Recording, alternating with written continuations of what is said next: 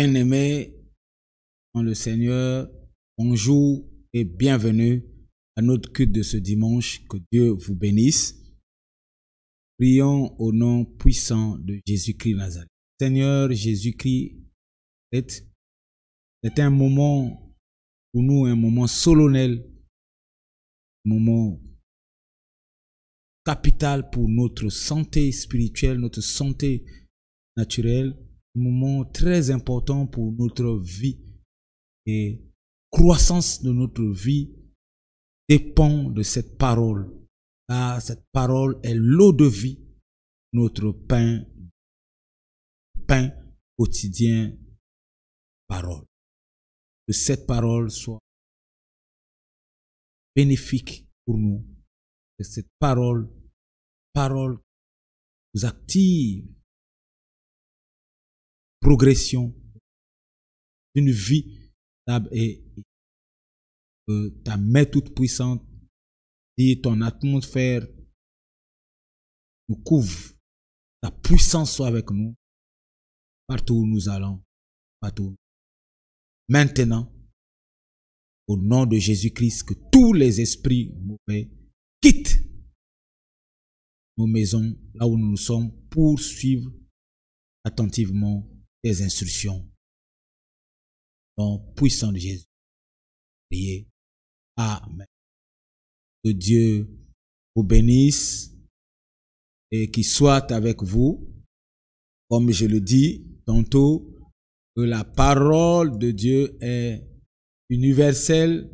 Il nous a été donné pour nous donner un modèle, un mode de vie qui est triomphateur.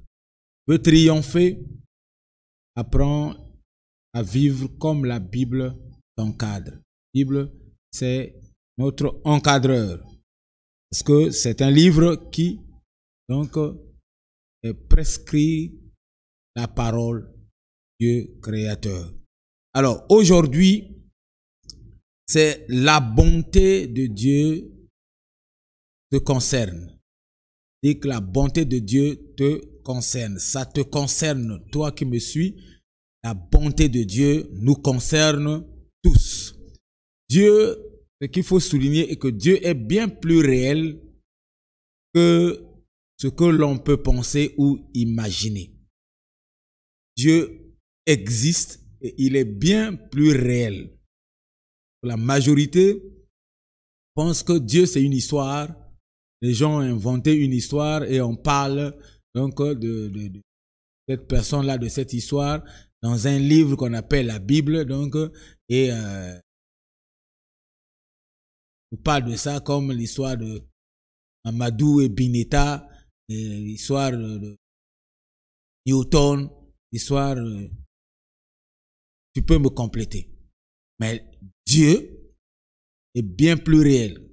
Si Mamadou et Bineta ont existé, Dieu a existé avant Mamadou et avant Bineta. Donc, il faut que tu tiennes pour vrai la vérité et pour vrai l'existence de Dieu. Alors, lorsque on manifeste l'incrédulité et surtout de façon notoire, c'est là où c'est très dangereux. Une position d'incrédulité notoire ne nous avantage pas surtout. L'incrédulité, ce n'est pas une injure ni une insulte. L'incrédulité, c'est le refus de la vérité. Dieu étant bien réel, lorsque nous manifestons l'incrédulité en nous, nous devons savoir une chose, que la sagesse, la beauté de Dieu même, la gloire, la liberté, la paix, la joie, la toute puissance de Dieu et même la bonté de Dieu ne sont que des mots secs à nos oreilles. Parce qu'on ne croit pas et on n'accepte pas la présence de Dieu. Lorsque quelqu'un te parle de la grâce, pour toi, c'est un mot. Un frère qui m'avait dit c'est des jeux de mots. Des jeux de mots. La Bible n'est pas un livre de géographie. La Bible est une personne. C'est-à-dire que les écrits qui sont dedans, c'est une personne. Jean 1 nous explique comme ça a été. Au commencement était la parole. Au commencement était la parole. C'est cette parole-là qu'on a inscrit sur donc, le livre qu'on appelle papyrus en hébreu et en français ou en anglais on appelle Bible, Bible. C'est le type de papier qui est Bible, même Bible. Et les écrits sont paroles de Dieu. Là, il va falloir que tu comprennes pour pouvoir faire la différence entre la parole de Dieu et les écrits. C'est comme le testament.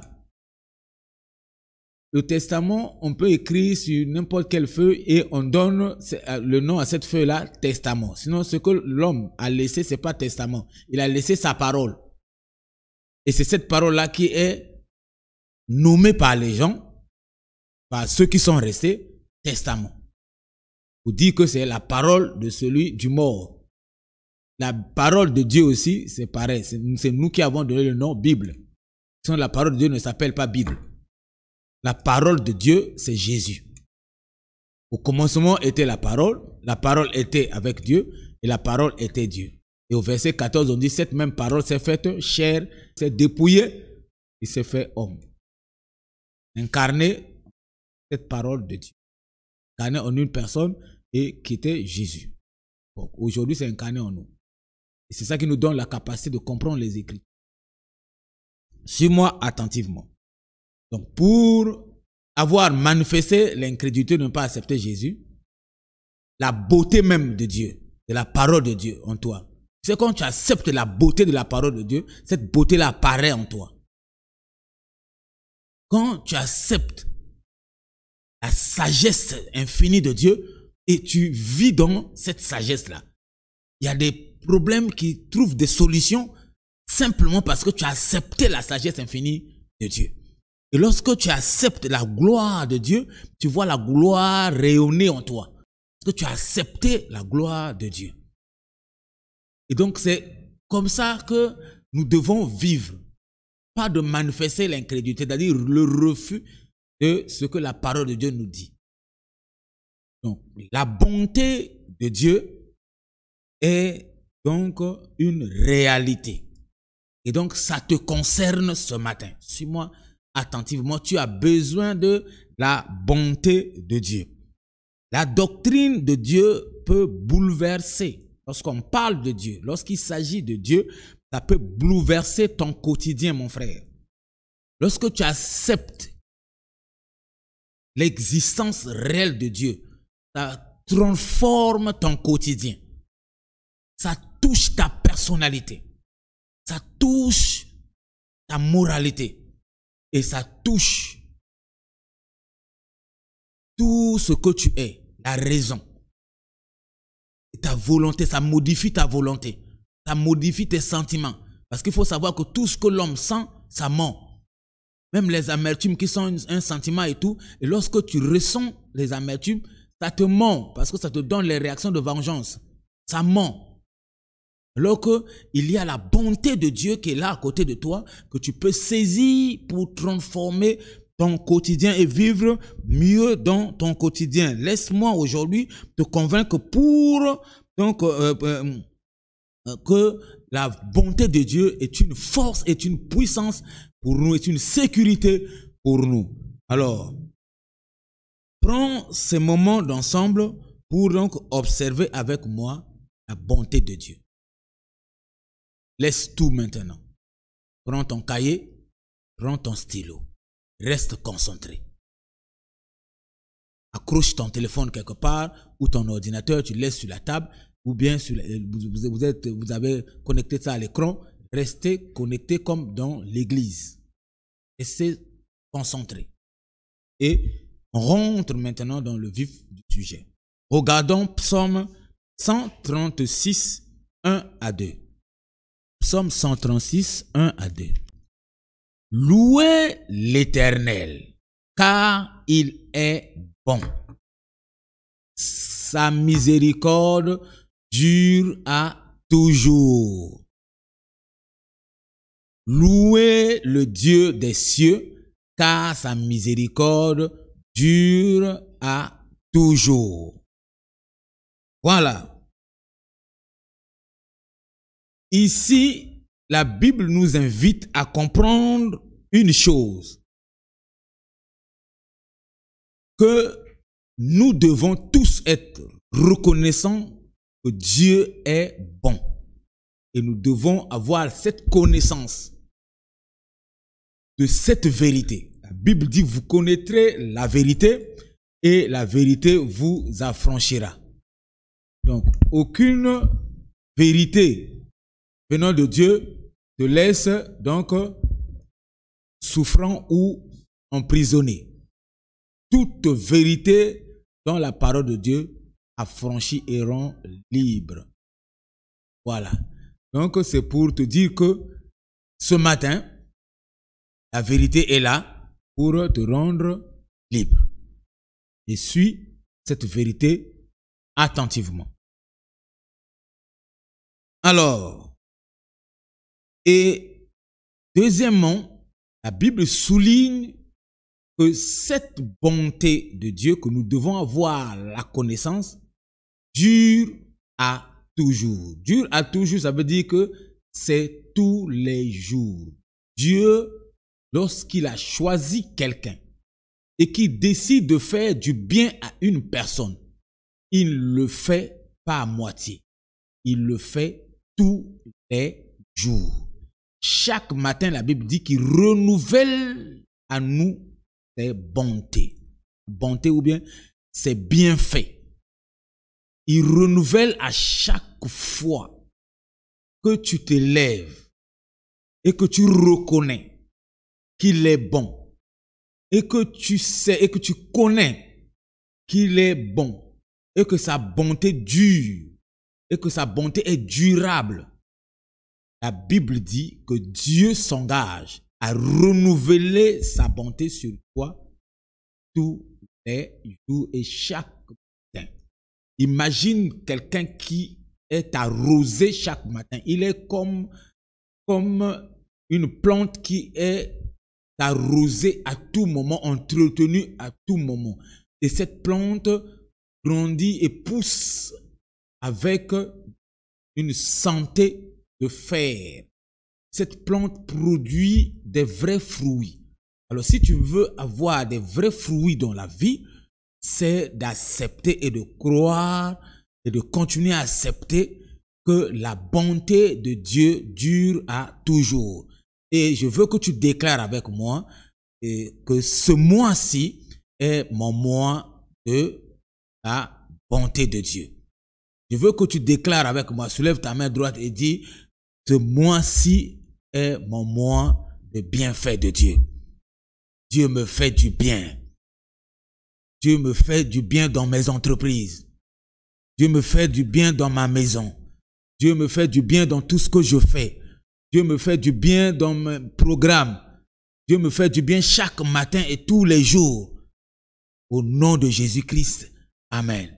Dieu renouvelle sa bonté en toi. Dieu te redonne la bonne santé quand tu as reçu des flèches diaboliques dans la nuit. Quand tu étais poursuivi dans la nuit et que tu as confiance à l'Éternel, chaque matin, il dit qu'il renouvelle sa bonté en toi. Je crois avoir quelqu'un qui est content déjà derrière l'écran.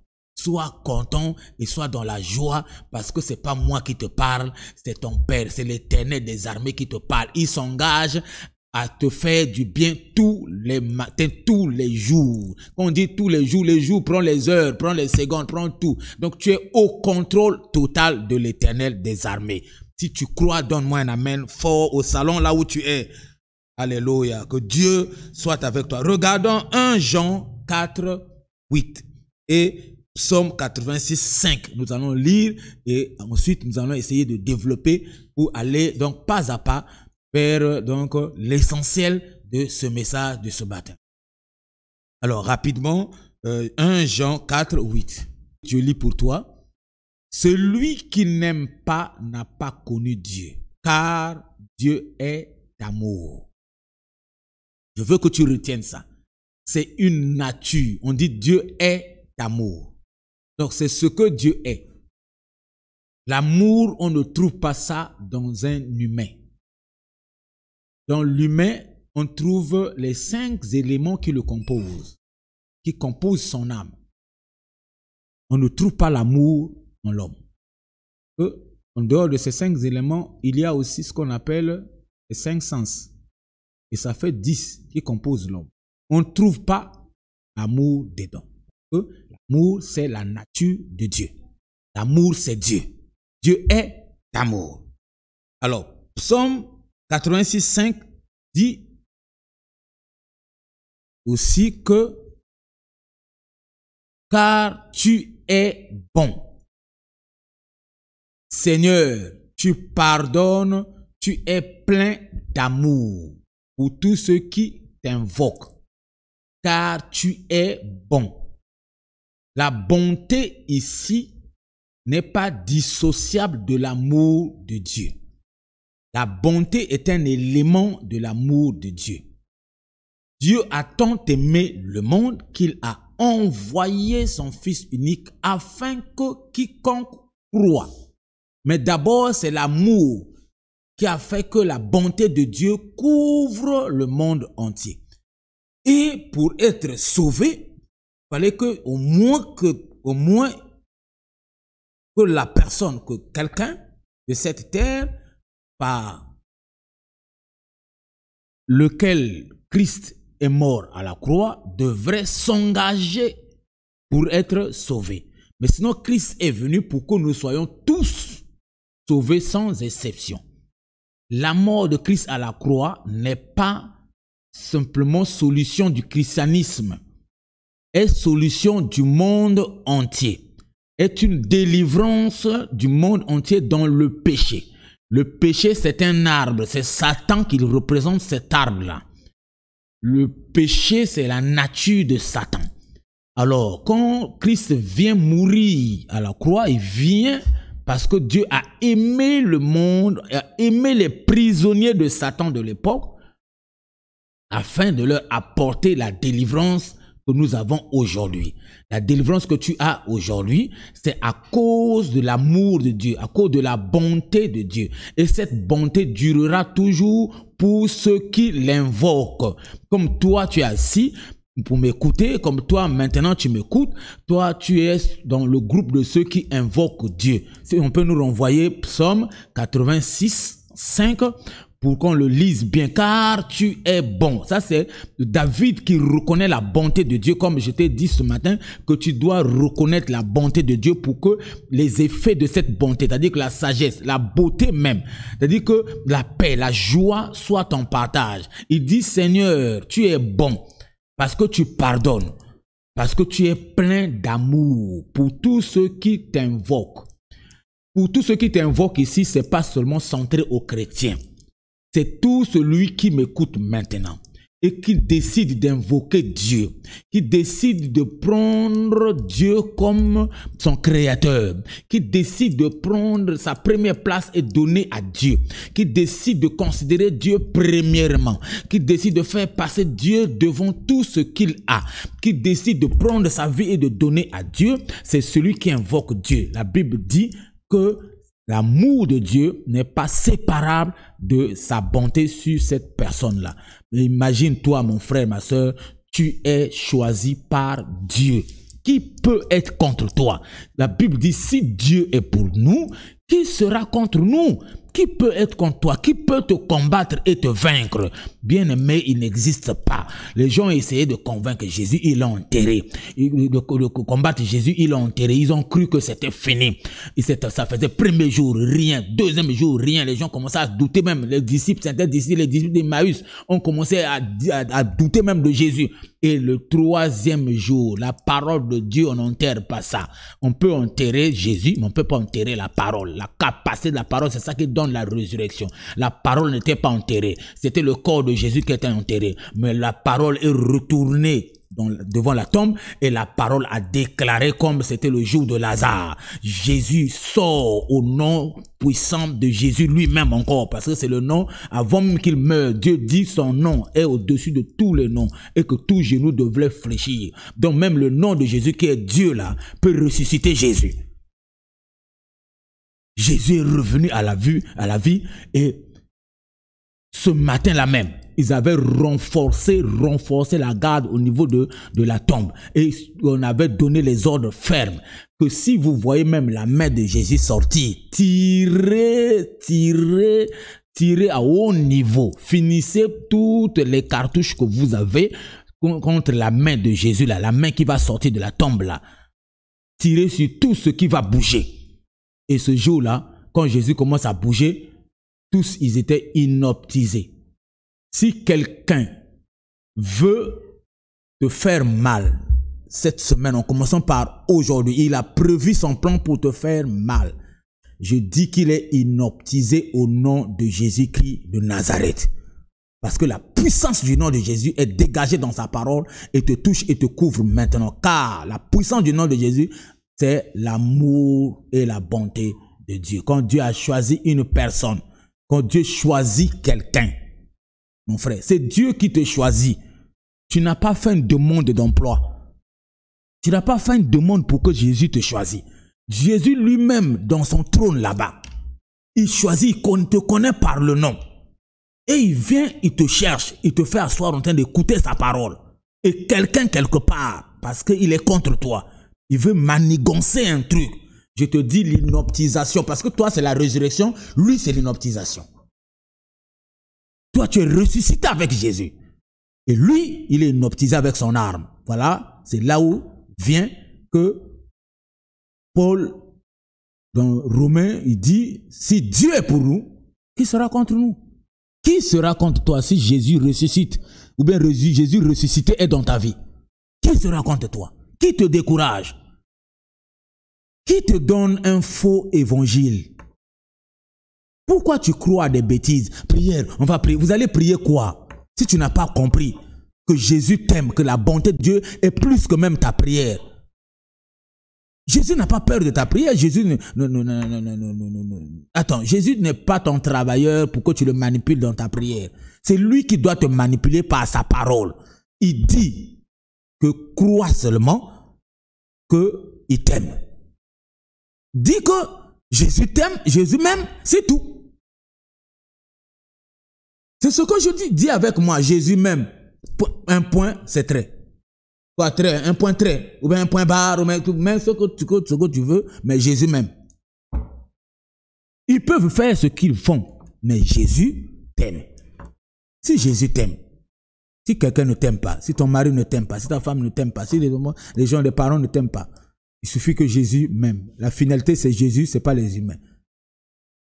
Les gens que nous sommes venus trouver sur terre sont en train de mourir et partir au fur et à mesure. Ils partent où? C'est pour dire que nous aussi, nous partirons. Donc si vous ne m'aimez pas, Jésus m'aime. Un point, c'est tout. Voilà. Que Dieu te bénisse. Je vois que tu commences à comprendre. Donc je disais qu'on ne peut pas séparer la bonté de Dieu donc de l'amour de Dieu. Dieu est bon, Dieu aussi est amour. Donc sa bonté, c'est son amour, c'est ce qu'il est. C'est sa nature. Donc, il est comme ça. Donc, voilà pourquoi quand il dit qu'il renouvelle sa bonté pour nous tous les matins, c'est vrai. Parce que c'est ce qu'il est. Il ne peut pas faire quelque chose qu'il n'est pas. Voilà, Dieu est tout. Quand il dit qu'il est, il est. Il dit avec lui, tout est possible parce qu'il vit dans la possibilité infinie. Donc, aux hommes, il est impossible, mais à Dieu, tout est possible. Tout là, c'est ton problème est dans tout. Ce que tu vis, des soucis, tes problèmes et tout ce qu'il y a autour de toi qui t'enlève la paix est dans tout. Voilà pourquoi il dit, tout est possible à lui. Et quelque part, il ajoute en disant, celui qui croit, tout est possible à lui. Donc si tu crois que la bonté de Dieu, que l'amour de Dieu t'a choisi, t'a sélectionné, tu rentres dans la possibilité. Tu quittes le groupe des impossibilités et tu rentres dans toute possibilité. Fais ton choix. Tu veux vivre où? Dans quel groupe? Dans le groupe des impossibles ou bien dans le groupe de tout est possible? Quand on dit tout est possible, même ton affrontement, c'est possible. Ton mariage, c'est possible. L'élévation, c'est possible. La guérison, c'est encore possible 1000 fois. Pendant que je parle là, je n'ai pas besoin de te dire sois guéri. Seulement la parole de Dieu te guérit. Je te présente Jésus qui est la guérison, lui-même la guérison. Une femme l'a touché, m'a touché seulement son vêtement. Une femme, perte de sang, 12 ans. La Bible dit qu'il avait tout dépensé et qu'il avait consulté tous les médecins du coin. Elle est allée vers les féticheurs. Tu sais, en ce moment-là, tout ce qu'on te propose, tu vas. Comme toi aujourd'hui, pour un enfant, et tu vas partout chez tous les prophètes, on touche le ventre de ta femme, on manipule ta femme, tout ça. Certains couchent même avec ta femme. Toi-même aussi, toi-même, certains couchent même avec toi à cause de l'enfant. Est-ce qu'un prophète donne l'enfant? Ou bien un féticheur donne l'enfant? Aucun médecin ne donne l'enfant. C'est Dieu qui donne les enfants. Si tu acceptes maintenant, tu rentres dans le groupe de tout est possible. Qu'il te soit fait comme ta foi te l'indique. Alors, nous devons savoir que Dieu, il nous traite mieux que l'on le mérite nous-mêmes. Le traitement de Dieu est plus que... Écoute, Dieu ne peut pas te traiter comme toi-même. Sinon, il n'est pas Dieu. Ce que tu peux faire, qu'est-ce que Dieu va venir faire encore? Il t'a déjà donné la capacité.